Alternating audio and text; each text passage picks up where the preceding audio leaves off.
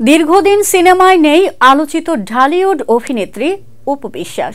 পর্দা ছোট হতে হতে তিনি এখন ইউটিউবে থিতু হয়েছেন। বড় পর্দায় সিনেমায় তাকে দেখা যায়নি এবছর, তবে দেখা গেছে টেলিভিশন বিজ্ঞাপনে। অনুরাগীদের মনে তাই প্রশ্ন উঠতেই পারে, অপু কি সিনেমা ছেড়েই দিচ্ছেন?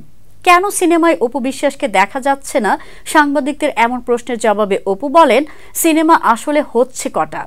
আমাকে সবসময় বলা হয় সিনেমা কেন করছেন না। এখন সিনেমার সংখ্যা বাড়ানোর চেয়ে আমাকে দেখতে হয় সিনেমা মানের বিষয়টা।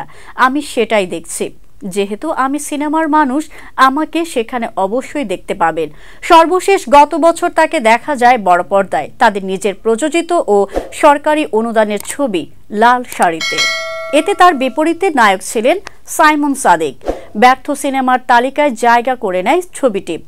তারপর থেকে সিনেমা ছেড়ে নিয়মিত শোরুম উদ্বোধনের অতিথি হয়ে যান অপু।